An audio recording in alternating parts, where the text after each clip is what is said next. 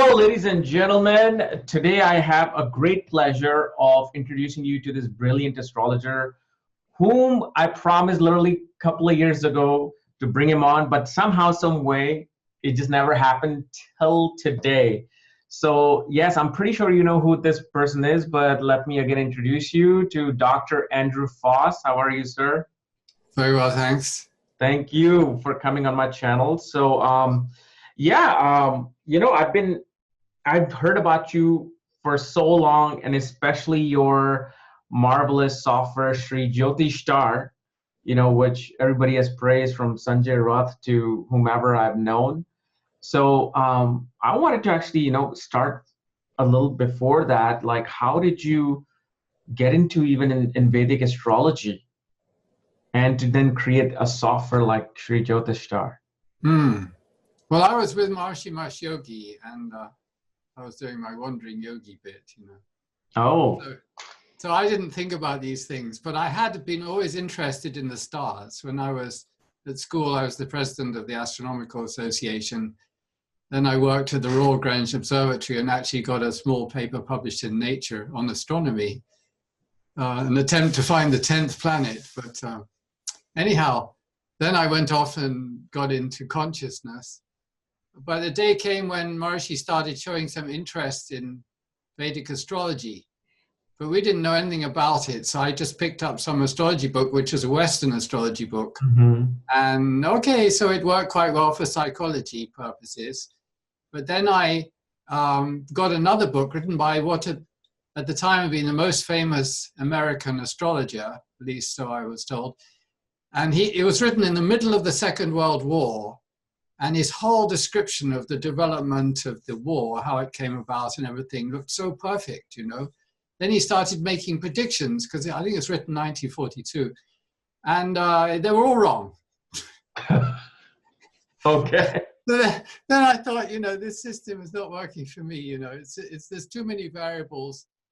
And I had a scientific training, so I thought, they didn't seem to be quite up my street. Yeah. And then I came across the Vedic astrology, and I thought, this is definitely capable of being more scientific. And I just fell in love like that, Yeah. So then that was a long time ago, and I just started. In those days, there was nothing really, outside of India. Right. So the study that you were doing was with the war predictions that this person was making was with the Western system. Yeah, purely it was all Uranus, Neptune, and Pluto. Oh, okay. And it turns out that there's always something going on between Uranus, Neptune. Yeah, I know exactly, right? Yeah. It's all and enshrining this, and there's too many things. There's too many things. Every day there's something. Yeah. Hitler doesn't invade Poland every day of the year. It just, there had to be more to it, Exactly. So you actually did your studies in astronomy then, professionally? I did, yeah. Well, physics. Oh, I worked as an astronomer. You're like, okay, you are the right candidate to study Jyotish. Yeah, I did the mathematics and like Parashara and Varameter said, you got to be proficient in mathematics. You got to have a guru. You have to have a sattvic lifestyle, which you have lived. Wow, you're like the perfect, dictionary example of Jyotish. And so from there, I guess you probably then got interested in programming as well. How did this whole software came about? Okay, so at that point, there were one or two other people in the TM world who had written some kind of very basic programs, but I found them clunky, too many clicks. It just too hard work using them. So I thought I can do better than this, and that's when I started. And I was only interested in doing my own research. It never occurred to me to do anything commercial. So I was just doing my own research, developing the software, because every time I wanted to do something, I had to program it, and so it went on. And after a while, it became quite extensive, and then people started bugging me, like, we need a copy too. Why don't you sell this even? Right. And at that point, the ACBA started. They began holding conferences in the States. And I came over to San Diego, I think it was 96, and And I made a huge effort, and I just, it's not easy to move software from, you know, private software to commercial, because you have to really improve it tremendously. Yeah. But I made the effort, and that's when I started selling it. So it's got it goes back to 1982, really. Wow, that's how long it's been. Wow. It's like forever. Oh, so in your study of Jyotish, which part of Jyotish really excited you? Was it the Parashara, Jaimini, Brigu? Which one of them do you kind of relate to most?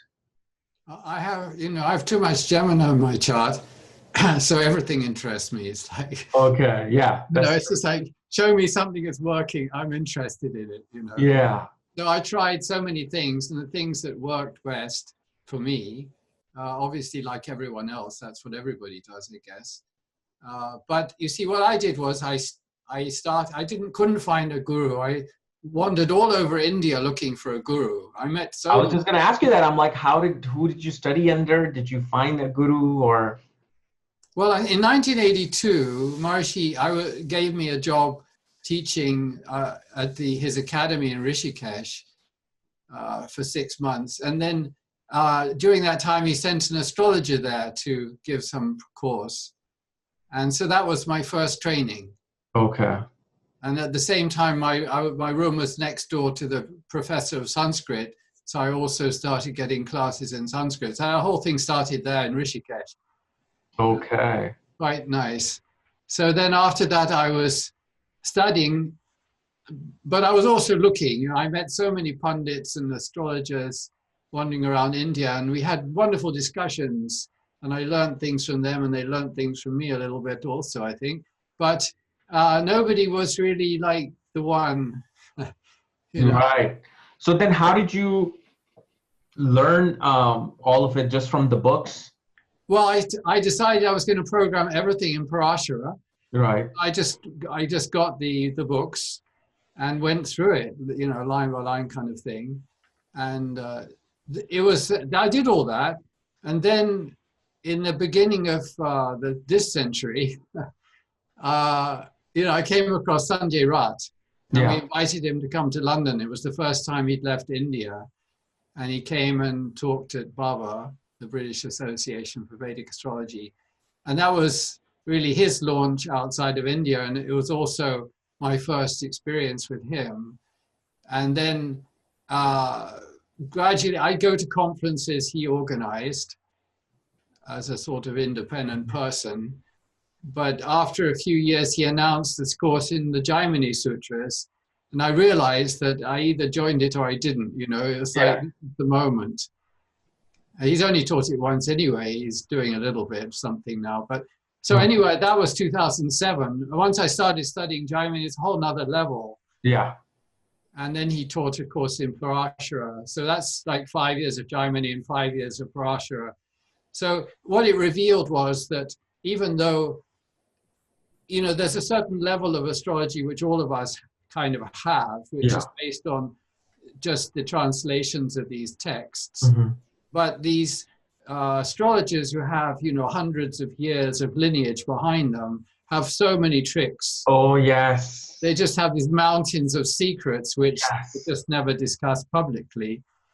And we're just lucky that Sanjay was told by his guru to come out and teach, because otherwise we'd never learn these things. I mean, there's so many things that people understand in America now, like the Arudha Lagna.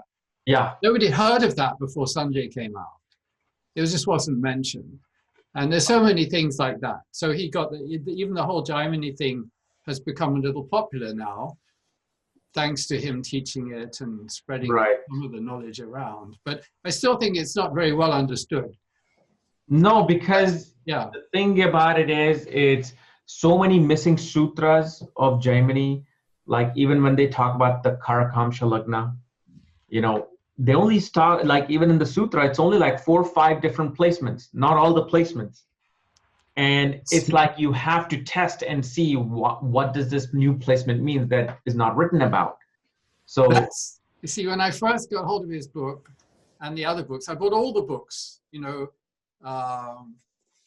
the the Raman books, and I mean Mr. Rao's book, and all these different books, which Arungati and all those. So I got all the books, and it's, you know, I was looking at it, I was thinking exactly what you just said, that it seems to have very limited application. Very limited application. And I thought, this is just, you know, what can we learn from this, you see? And that's the genius of Jaimini. He's hidden the whole thing so brilliantly. And also I noticed that people who've translated him have either deliberately hidden everything, just giving a little bit. Wow. They don't know. They either don't know or they're deliberately hiding, because nobody has written the secrets. Yeah. And you see, each verse of Jaimini, if you really learn it, it opens an entire universe of Jyotish. And it's like a one sentence. One sentence. In Sanskrit, and you can write a whole book. Exactly. On that.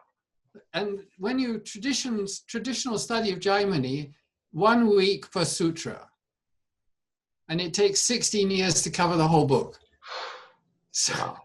And when you think about it, actually, if you take any sutra, they're so deep. Yeah. Layers and layers and layers. It's just, you think, well, it would take at least a week to try and get something out of this. Exactly. It's not easy, because there are so many different interpretations, and maybe not all of them are correct, you see. Absolutely. Now, like you were talking about the Arudha Lagna, what is your interpretation of the regular Janma Lagna and the Arudha Lagna? Why is Arudha Lagna? Why should we use it? What is the significance of Right. Arudha? So the key thing for understanding things like this is to understand how they arise, because that's the clue is in that. So the Arudha Lagna arises from a reflection of the ascendant. So the ascendant, you count from the ascendant to the Lord. Yeah. And from the Lord, the same number again. Yeah. So it's literally like a mirror reflection around the Lordship. And that creates something which is like a reflection. So the ascendant is perhaps how you are, but the appearance is seen more from the Arudha Lagna. Appearance as in the physical appearance, or the appearance of what it is to the world? Not the physical appearance. It's the manifestation in the world. It's what people see. Okay. It's not so much about the look of the body and all that, seen differently, but the actual manifestation of things is seen from the Arudas, or the Padas. They're called Padas. Right. Okay. So it's it's pretty much what we physically manifest. Has that meaning? Okay. So you have to think. It's not easy to think about this, because you have to kind of get into the psychology of what does it mean, you know, this concept of the appearance. Appearance, yeah. The reality is that virtually everything, like if you know someone very closely, then you kind of get to know how they are. Yeah. But most of what we know about people, you know, what I know of you, what you know of me, is mostly the appearance. Appearance, yeah. You know, when you get to know someone, they're not always the same as their appearance. In fact, usually they're different, right? Yeah. Yeah. So that means, so in a way, if you really come back to the birth lagna, because that's their internal real self, Exactly. who they are. Right. And it's just that the surface level is just like Arudha Lagna. Okay, who are you presenting? Exactly. A movie star who's glamorous, yet they're depressed, drug addict.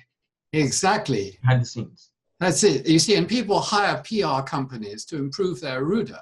Yes. You know, they'd be pointless doing it for the Lagna. Nothing you can do about the Lagna. But the Arudas have a certain degree of flexibility. Okay. They can be puffed up, they can be pushed down. Yeah. So if you look at it, people spend some people spend an inordinate amount of effort to improve their Arudha. You know, your CV is a kind of Arudha, isn't it?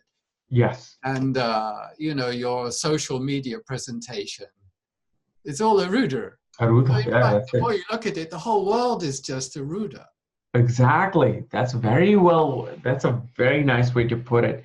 And one of the other things that it always made me curious about Jaimini is the Atmakaraka. What is the use of Atmakaraka? Is it really about the career? What is it trying to show? Yeah, it's heavily about the career. So it shows what is the person going to do.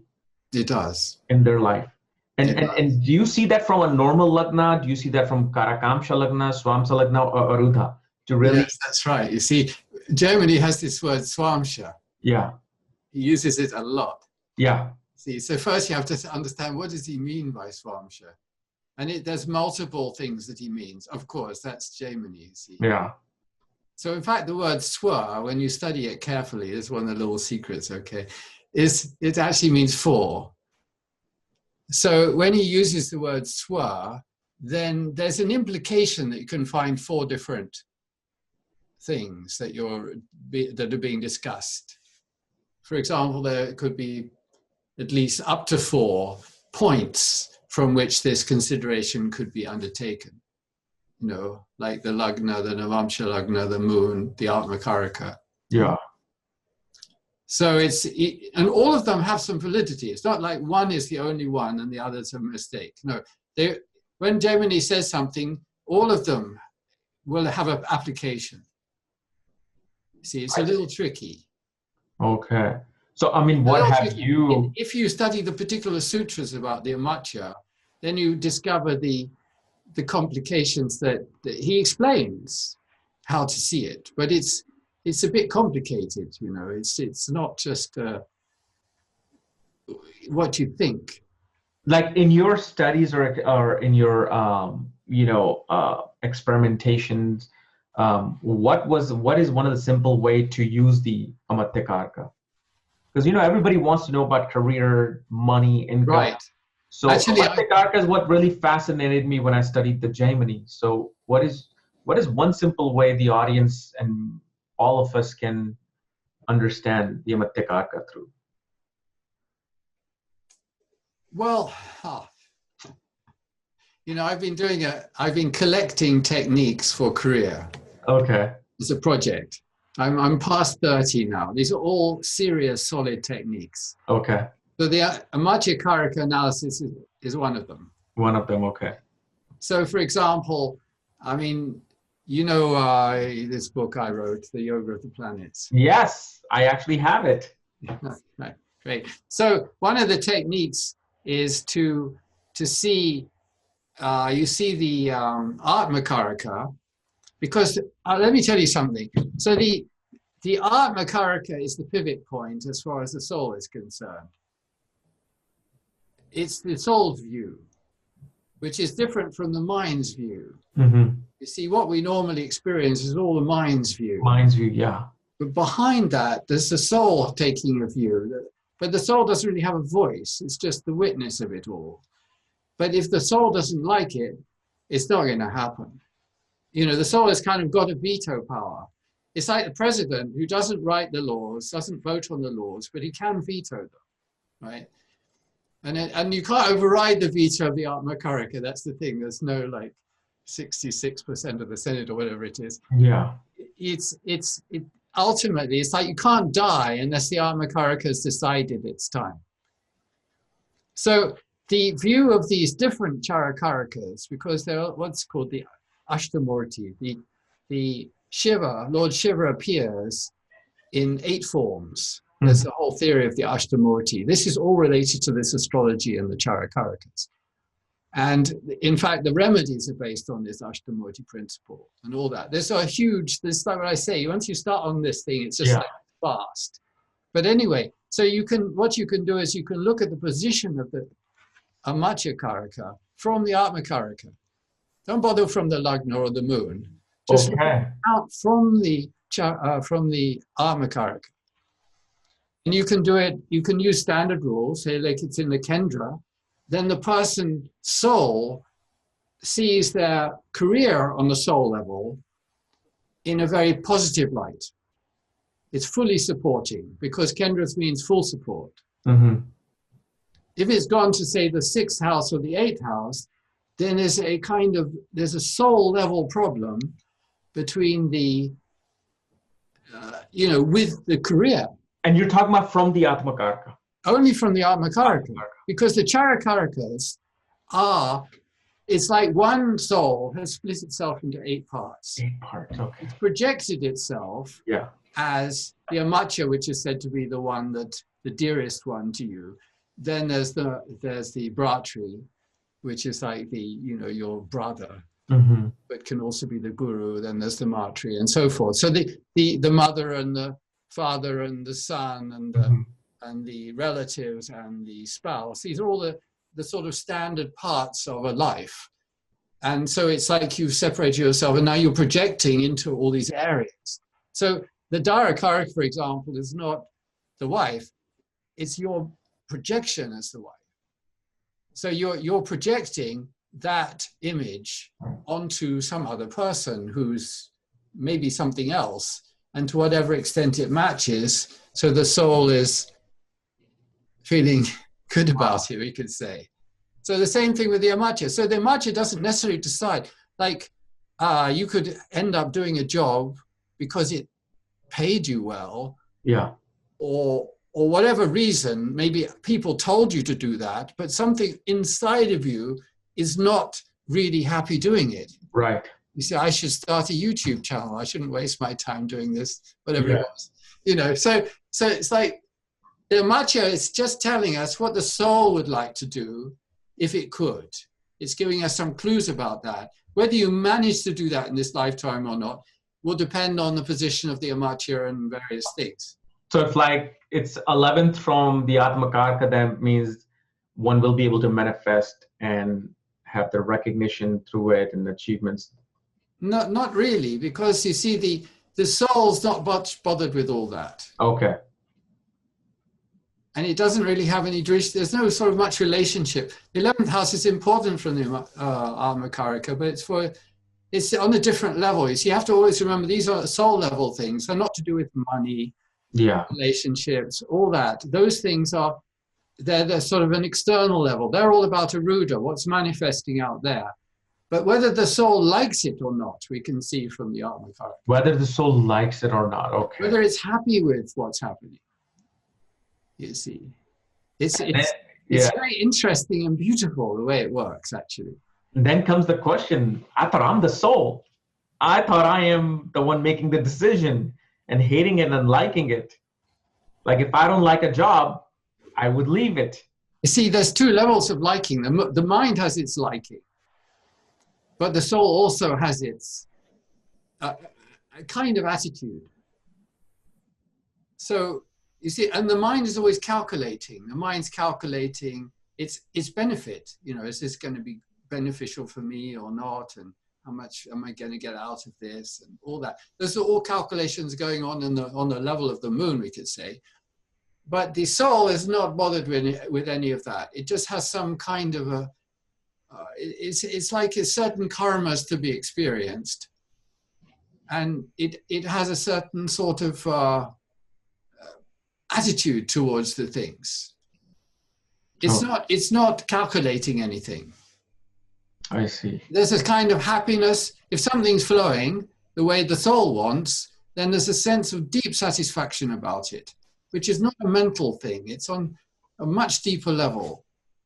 You're just doing the right, in the place you are, you're doing it, you see. So it's something about the soul is satisfied. It feels, this is what I came here to do. But the mind may or not understand that. You know, the mind say, well, I mean, you gave up a job that was paying twice as much. Why are you doing this? Yeah. So the mind is getting stressed about it. But on some soul level, you know, this is what I have to do. Right. Absolutely. One has to think about these things. But okay. And do you think that everybody such a depth, you know? And do you think like most people follow their Amatyakaraka, or are they just following their Karma Karaka, which is like the 10th Lord? I mean, do people really pay attention to the Amatyakaraka just outside of astrology? I mean, how many people do you think are actually dealing with their Amatyakaraka and making money?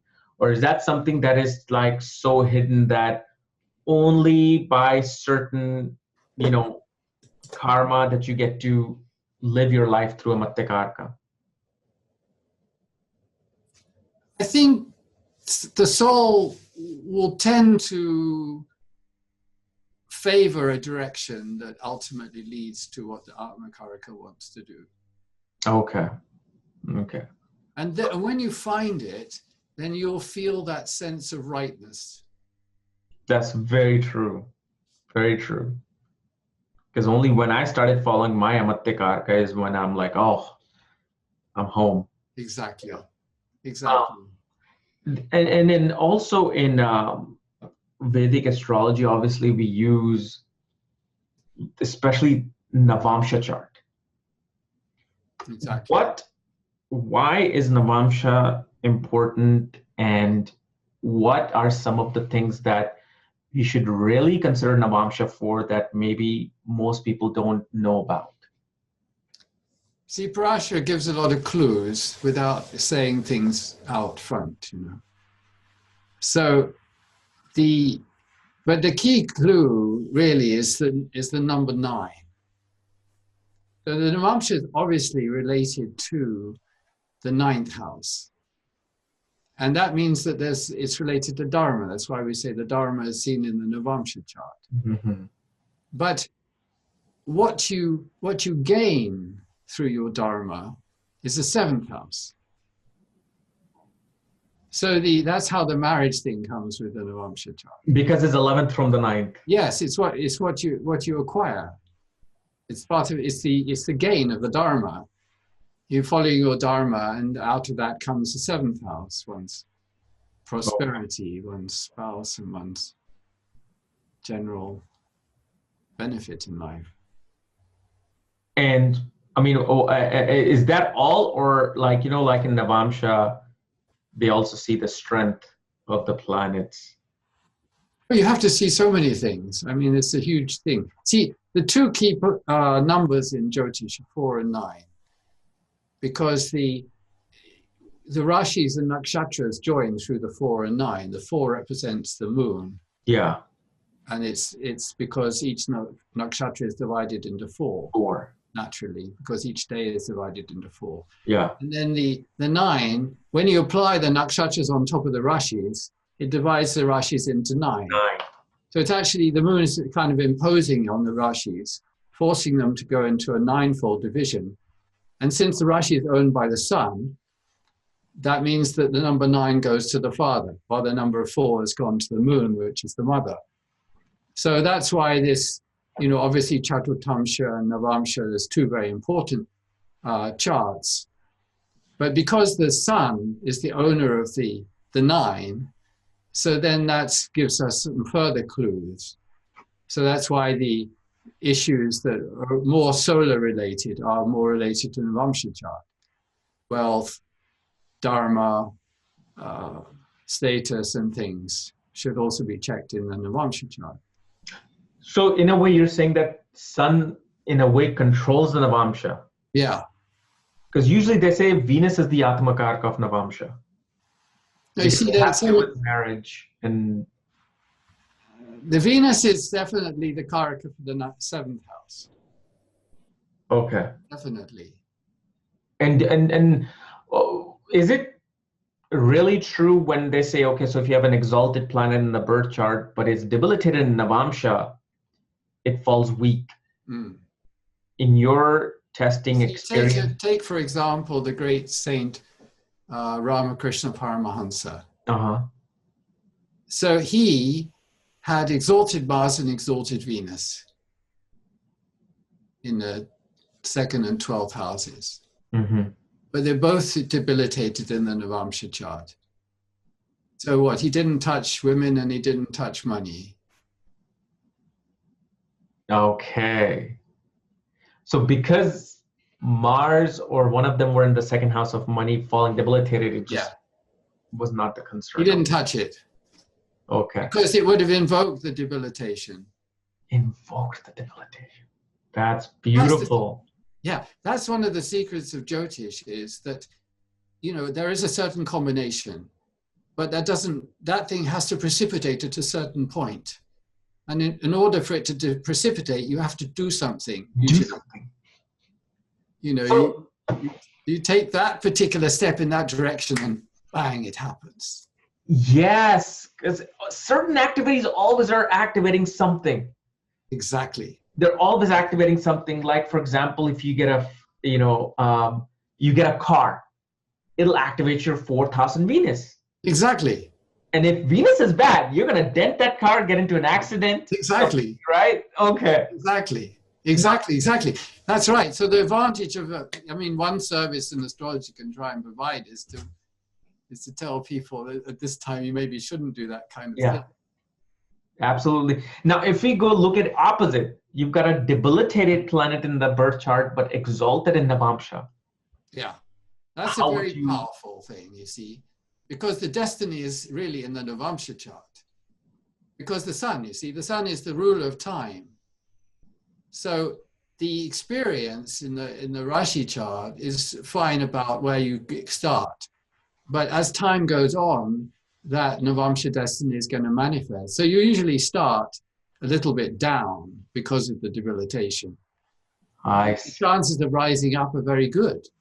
It's considered a form of Raja Yoga, having the planet exalted in the Navamsa chart. Is there a certain point when these planets are supposed to start manifesting Navamsa? Is there a certain age, like usually they say 36th year, Navamsa becomes active? Once you get married, Navamsa becomes active. What's your analysis on that? Yeah. So marriage, for example, will activate the things connected to marriage. Or rather, if there's a Raja Yoga that's somehow connected to marriage or is manifested in the Navamsa chart, and that would be generally connected to marriage. So that will be activated by marriage. Okay. I mean, the planets have different maturity ages. 36 is Saturn. Right. So if Saturn is giving a yoga, it generally doesn't happen until you're a bit older. You see, you've got to get past 36 to really start to enjoy it, or unenjoy it, whatever. Right. What Shani has on offer, but so there's so many factors which can cause the activation of things, and reaching a certain age is one thing. I see. But definitely you're right about the thing. The Navamsa chart can become stronger because of marriage, no doubt. Now, do you study Navamsa exactly like the birth chart, or there's only like certain things you look in Navamsa? Actually, there's multiple Navamsa charts. So, there are different Navamsa charts for different purposes. Right. The one that the Parashuras, normally we take from Parashura a particular Navamsa chart, and we say this is for Dharma, for marriage, and so use it for that. And it works really well. It's basically, the things that you experience in life. It doesn't tell you so much about your inner life, but it tells you quite a lot about what's happening in your life. Okay, because I know like a lot of astrologers are like, oh, I don't look at the houses. I only look at the sign placement of the planets. Right. Now that is definitely, definitely a group of people in India who have that idea. The only they don't look at yoga's aspects, nothing.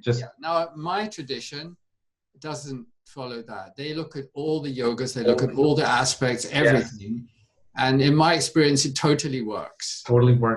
And then I don't know if you deal with this, because I deal with this. I actually also look at Navamsa Nakshatras. Now, that's a very interesting concept. About 20 years ago, I thought of this thing. I don't know if anyone else had thought of it, but it just came into my head you could try this. So I tried it for a few months and decided that it wasn't, I wasn't getting enough out of it. Now, I could go back now, another thing, and with a completely fresh mind. The only problem is that if you see nakshatras in the Navamsa chart, then there's a potential for a sort of cyclic process. You can see them in Varga after Varga, and you end up, it's sort of a pile up, really. No, because what I see is that the result of the nakshatras in the birth chart, whatever happens with the nakshatra in the birth chart, what's the result of it? The result is seen in the Navamsa. Like, let's say if somebody who has, let's say, Purva Bhadrapada nakshatra in the birth chart, Right. with especially moon, they may have experiences against their will. They will have, they will be experiencing things like aliens, UFO, conspiracy theories.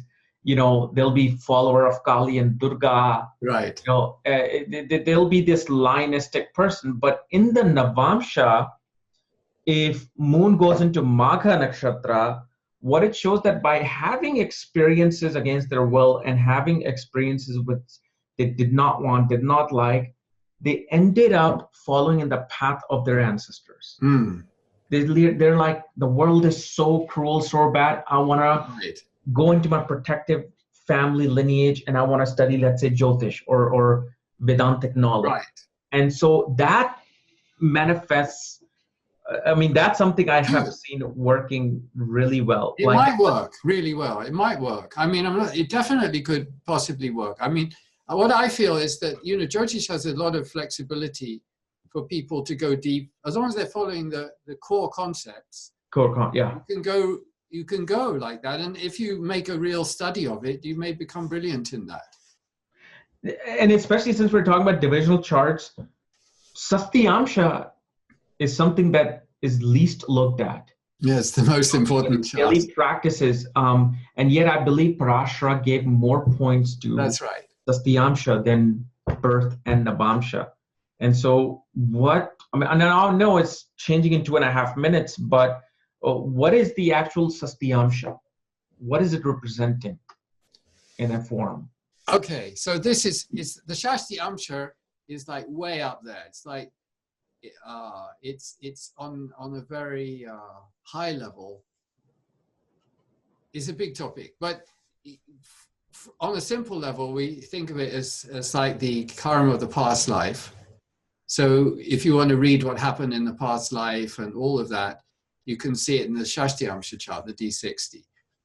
So it's like, I don't know if you've studied all these people who remember their previous births.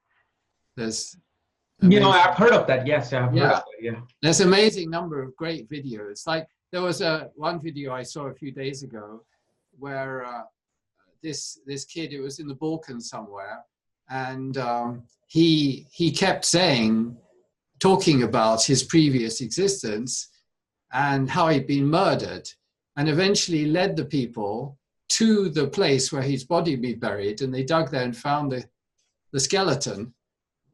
And then he explained how he'd been killed, and you could see he'd been hit with some axe, and there was this big thing on the skull showing where, and then they dug and found the axe even, and then he could remember the name of the person who killed him, and they eventually tracked this guy, and then under pressure, he actually admitted to doing it.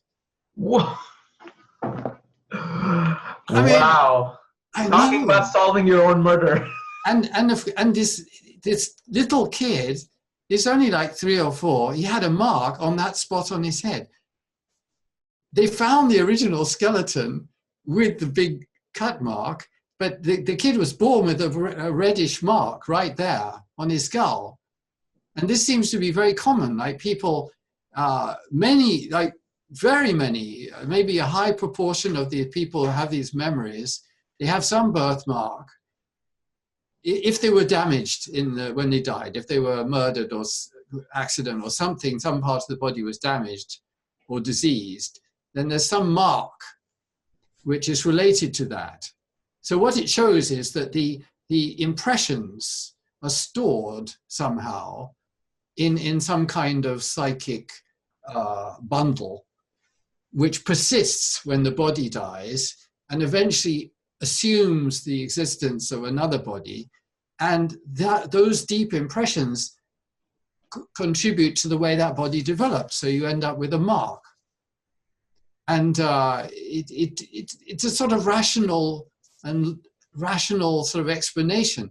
There's here in Virginia, we are, the local university is University of Virginia, which is famous because it was founded by Thomas Jefferson. And it's one of the top public universities. And they have a department that studies reincarnation. And recently they had a conference downtown, and all the faculty were on the stage, and they all made presentations of their research. And there was lots of things, out-of-body experiences, reincarnation, lucid memories at the time of death, seeing, you know, already dead people coming to greet you when you're about to die, and all those things. They'd studied them as scientists. These are serious scientists. It's in the Department of Psychiatry, and they're all, you know, serious professors. And it was so impressive. And at the end, you know, that the professor, the head of the department, said, you know, if you consider it, there's really only one logical interpretation, which is that the soul, or whatever it is, you know, assumes control of the body. And when it dies, then it continues on. You know, it's really hard to argue against it. There's too much evidence. So yeah.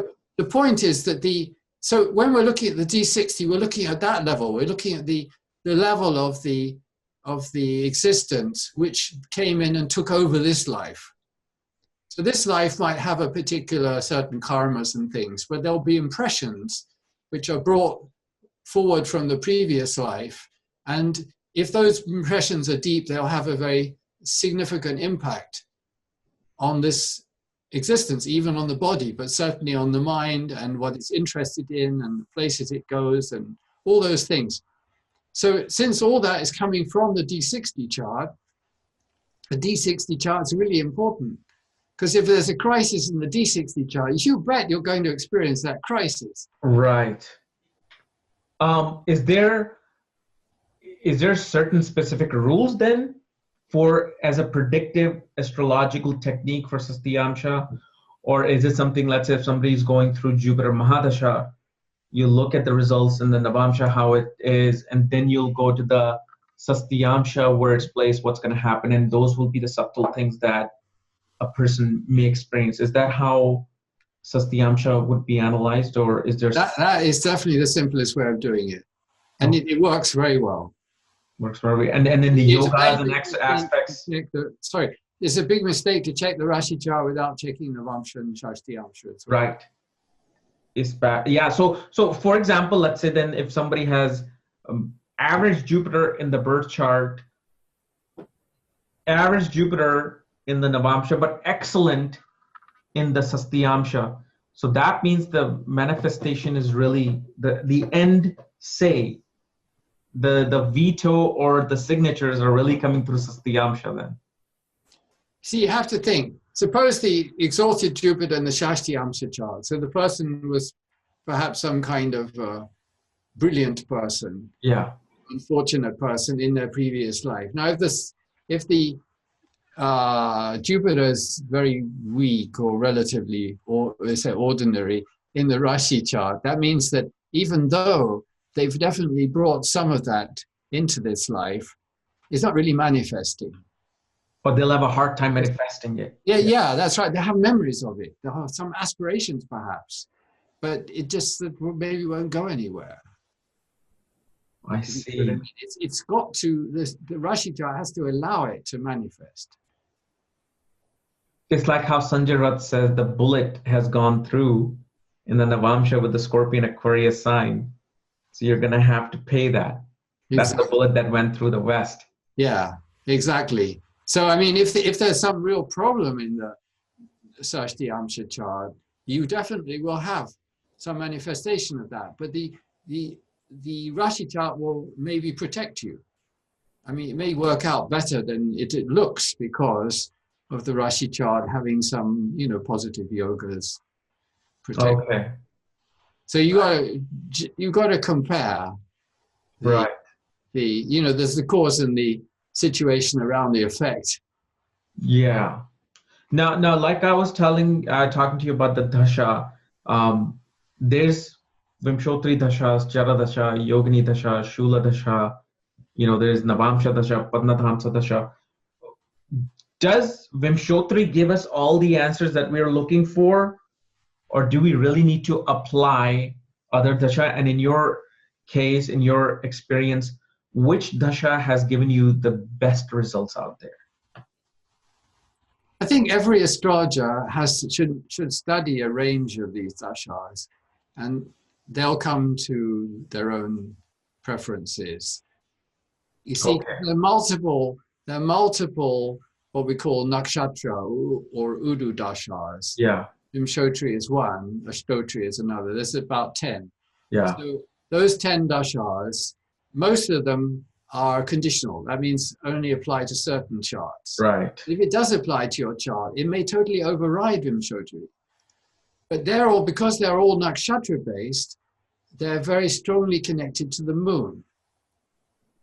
And then there are all the Rashi dashas, like you mentioned a few, Shula dasha, Chara dasha, Tamsha dasha. So these are all Rashi dashas. So instead of saying Jupiter dasha, we're saying Pisces dasha. Pisces dasha, yeah.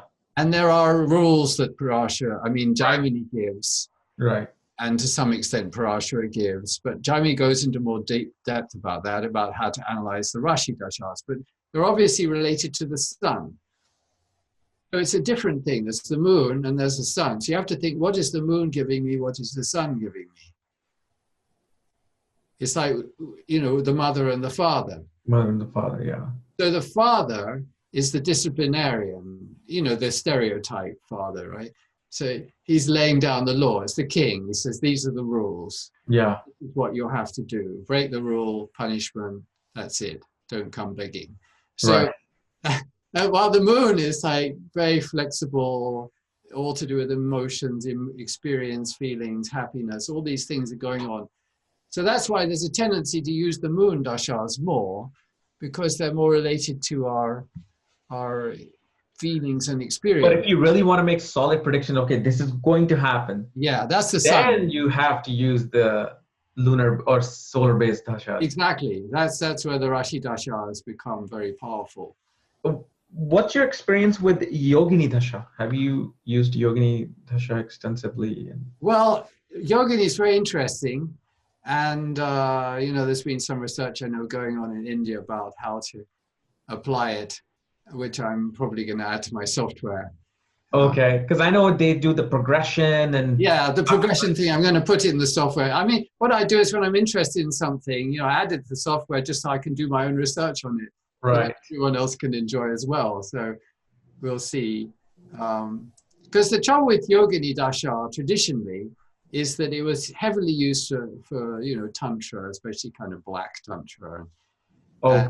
There's the Yoginis. The Yogini temples are where people go to do their black magic stuff. Yeah. And therefore, it's got a bit of a reputation in some parts of India like that. But I know in certain areas in the north, it's very popular.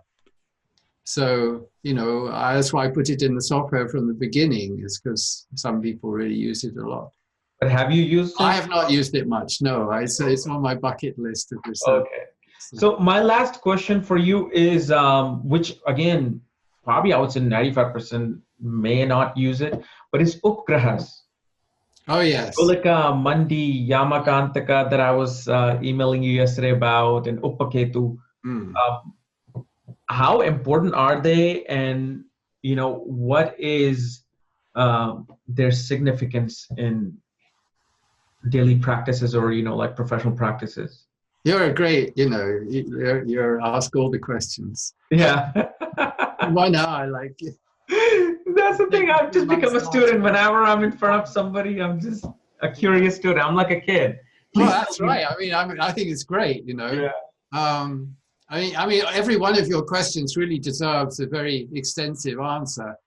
But this particular question is a very key question, really, because Parashara gives some results for the Upagraha, and Jaimini also gives a little bit on the subject. But generally speaking, it's not well understood. So, and also even the calculation is a question, you see. So as you see in Sri Jyoti style, there are quite a few options for the calculation. And then people not quite sure which to use and all that, because different people find different things working for them. Yeah. Like one will say Gulika and Mandi are separate. One will say it's only Gulika. They're both the same. Exactly. There's a big question about whether Gulika and Mandi are the same. Now in some, I'm talking the classical texts, in some they are clearly using them as the same, but in some they are distinguishing between them. Yeah. So Like in I the believe software, Chintamani uses them separately. Paladipika says it's the same. yeah. Parashara, I believe, says it's the same. Well, So Prussia doesn't mention Mandi. yeah, he doesn't even mention Mandi. Yeah, just Mention Mandi. But in Gulika. the south of India, everything is Mandi, Mandi. It's a very critical consideration. We see Mandi is Manda means Saturn. It's Yeah, a word used frequently in Germany for Saturn. And then you see, so Mandi is related obviously to Saturn. Well, Gulika is also the son of Saturn. yeah. So they're both, Mandi is seen meaning like slow moving, yeah, exactly. which is Saturn. So Yeah, that's right. So that's why they're both really they could easily be the same thing. But since there are two different calculations given, so I'm giving them. okay. Uh, But in practical use, what's your opinion yeah, on? so I'd like to say one thing, which is not well known, which is if you read it Parashara, he's basically saying these things are a disaster. Yeah. Unless they fall in certain, if they fall in the Upachaya houses, they give you benefits. Otherwise, they're giving you a hard time. Or their dispositor also needs to be in a well-placed position. Well, that's also many things like that. They're like more like Rahu Ketu. They're based on the dispositor also. Yeah. Yeah, except Yamakantika, mostly all of them are like giving negative results. Yamakantika means the one who rings the bell Yeah. when Lord Yama is coming. So his job is to try to protect you from Yama. Yeah. So actually, that's a very highly auspicious thing. Yeah. Yeah. And it's the Jupiter, son of Jupiter. Exactly. So I think it's better to have a sort of open attitude. It's not good to write something off as being purely negative, because all of these are agents, actually agents for the planets. Mm-hmm. And they've gone somewhere, they have something to do over there. We can't just assume that it's negative. No, yeah, I mean, because like if let's say somebody's Gulika is conjunct the sun, they may have had such a bad experience with the father that they turn out to be a great novelist who wrote this amazing novel about the father-son relationship that everybody loved, and they became great fathers themselves. Right. If that happened, It happens a lot. Gulika was there trying to show them something that will help them manifest their desires. Exactly. They're worth millions now. They have their big home, but they would have never happened if they had a good relationship with the father. So there's always give and take in these situations. Exactly. And that's typical of the sun. I mean, people who have a debilitated sun, or the sun is in Sandi, some crunchy sun or something, these people often try really hard and they rise to the top. You find many examples like that. So good conjunction with Gulika is another example. Yeah. So these afflictions of the sun are like Surya with Rahu. We know at least one famous case of that. I mean, these things are, they can be motivators. The person is trying to prove something to themselves. Exactly. Because we're all looking for motivation to climb up, and we don't realize some of these things are most simplest thing are like the motivational reasons why we do things subconsciously and become successful. Exactly. They don't necessarily realize that what they're doing, but exactly. So yeah. If I mean, are you right now doing readings for people? Do you have any classes coming up, or any seminars that people should know about? Yeah, first on readings, if anybody asks for a reading, I give them a reading. Okay. I have students. Where can they contact you for the reading? Well, if they go to vedicsoftware.com, okay, then they'll find all my contact information. There, okay. I have a blog, and new blog I've started. There's this little thing on Padmanath Tamsha Dasha on there. Oh, okay. Yeah, I'm going to add more on it. So that's new in the software, and it's worth investigating. So your book also that you showed, where can they get that? So the Yoga of the Planets. Yeah. You can get to it either from vedicsoftware.com or you go to yogaoftheplanets.com. Yogaoftheplanets.com. Okay. Yeah. And of course, I can get it on Amazon. But Okay. On the yogaoftheplanets.com, it has not only the access to the book and the ebooks, but it's also got all the recordings of the mantras.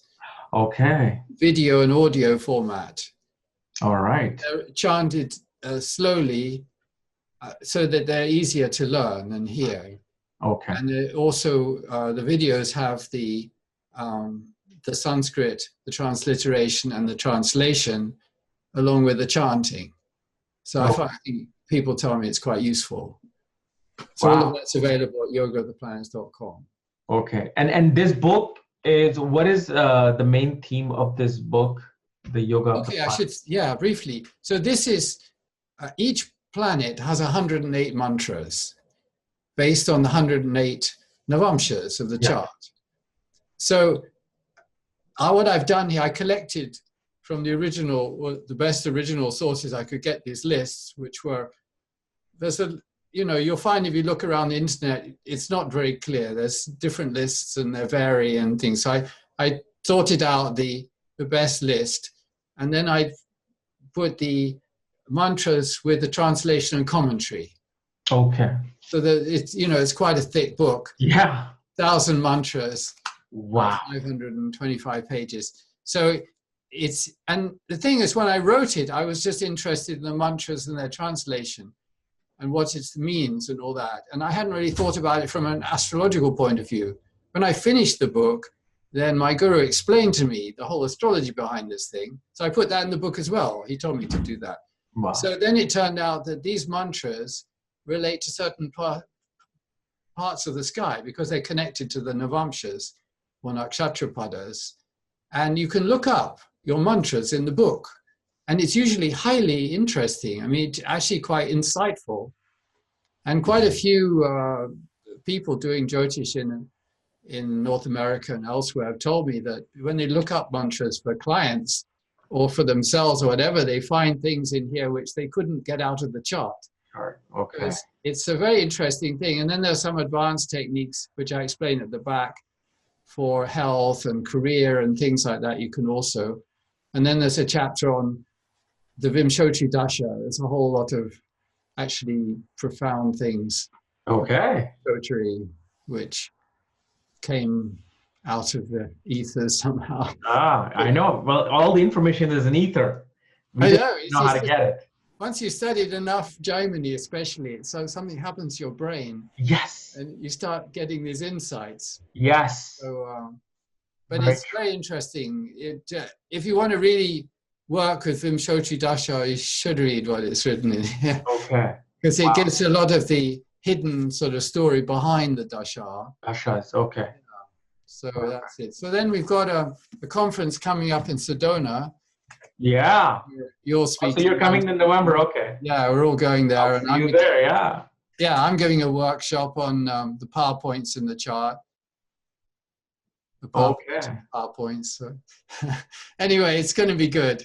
And great. Things that I haven't taught anywhere. Okay, I'm looking forward to it. Yeah, that'll be great. Yes. And then there will be courses for beginners starting next year. Next year, okay. And there will be, I'm hoping soon to have Shree Jyoti staff for Android and iOS. Oh, perfect. So you have mobile apps. Yeah. Coming soon. That'll be great. Yeah. No, I just got your software, 2 weeks ago, and I've been just playing around with it. It is so much, it's really beautiful and simple software to use. I can have like multiple dashas at the same time. All the Panchanga information, everything that I want, I can just like make it. So it's great software. Thank you so much, Dr. Andrew Foss, for it's a great pleasure. Time today. Thank you so much for interviewing. Great to see you, and I will see you in November now. Yeah, see you soon. See you. Bye-bye. Namaste, bye.